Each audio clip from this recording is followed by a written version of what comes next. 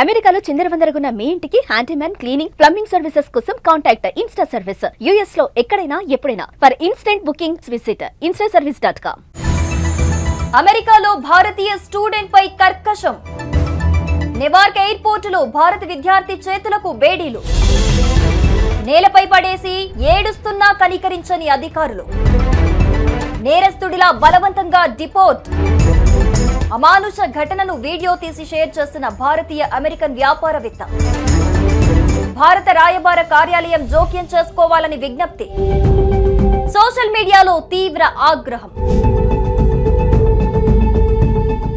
అమెరికాలోని ఓ భారతీయ విద్యార్థిని బహిష్కరించిన తీరుకు సంబంధించిన ఫోటో ఇప్పుడు తీవ్ర దుమారం రేపుతోంది. ఒక నేరస్తుడిలాగా కర్కశంగా ఆ స్టూడెంట్ పట్ల ప్రవర్తించిన తీరు తీవ్ర సంచలనంగా మారింది. చేతులకు సంఖ్యలు వేసి ఎయిర్పోర్టులో నేల మీద పడుకోబెట్టి ఉన్న ఫోటో వైరల్ కావటం అమెరికాలో అక్రమంగా ఉంటున్న విదేశీయుల పట్ల వారి స్వదేశాలకు పంపించే సమయంలో ఎంత దారుణంగా వ్యవహరిస్తున్నారో ఈ ఒక్క ఫోటో అర్థమయ్యేలా చేస్తోంది.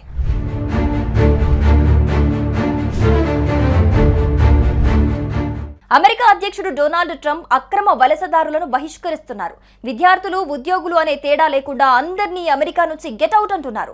బహిష్కరణకు గురైన వారి పట్ల అమెరికా ప్రభుత్వం అధికారులు ప్రవర్తిస్తున్న తీరు కూడా మరిన్ని విమర్శలకు దారితీస్తోంది. ఇప్పటికే అమెరికాలోని భారత్కు చెందిన అక్రమ వలసదారులను వారి విమానాల్లోనే ఎలా పంపించిందో చూసాం. చేతులకు బేడీలు వేసి వారిని నేరస్తుల్లాగా చిత్రీకరించింది అమెరికా. ఇప్పుడు తాజాగా ఒక ఇండియన్ స్టూడెంట్ ను బహిష్కరించే సమయంలో ఎయిర్పోర్ట్ లో తీసిన ఫోటో నెట్టింట చక్కర్లు కొట్టడం సంచలనంగా మారింది.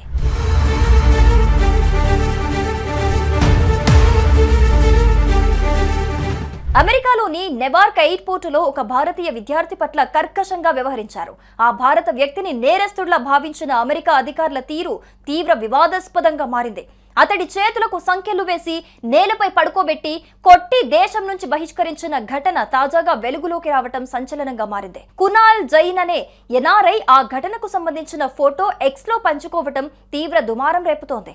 గత కొన్ని రోజులుగా ఇలాంటి ఘటనలు తరచూ జరుగుతున్నాయని, అమెరికాలో ఉన్న భారతీయ విద్యార్థులు తీవ్ర భయాందోళన గురవుతున్నారని తెలిపింది.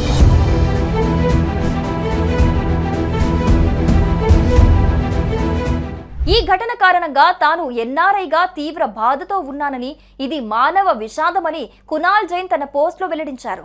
ఆ విద్యార్థి ఏడుస్తున్నాడని, అధికారులు అతన్ని ఒక నేరస్తుడిలాగా చూశారని పేర్కొన్నారు.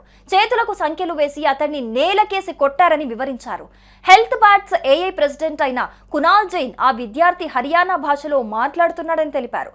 అంతేకాకుండా కునాల్ జైన్ మరో పోస్టు కూడా పెట్టారు.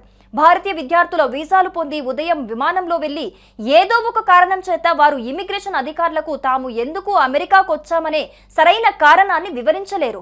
దీంతో వారిని నేరస్తుల్లాగా కట్టేసి సాయంత్రం విమానంలో తిరిగి స్వదేశానికి పంపిస్తారు. గత కొద్ది రోజులుగా ప్రతిరోజు ఇలాంటివి 3 నుంచి 4 కేసులు నమోదవుతున్నాయని కునాల్ జైన్ పేర్కొన్నారు.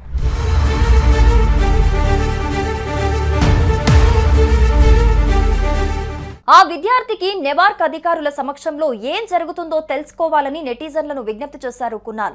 ఆ విద్యార్థికి ఏం జరుగుతుందో అతని పేద తల్లిదండ్రులకు తెలియదని పేర్కొన్నారు. కాగా 2009 నుంచి 2024 మధ్య మొత్తం 15,564 మంది భారతీయులను చార్టర్డ్ వాణిజ్య విమానాల ద్వారా స్వదేశానికి పంపించింది అమెరికా.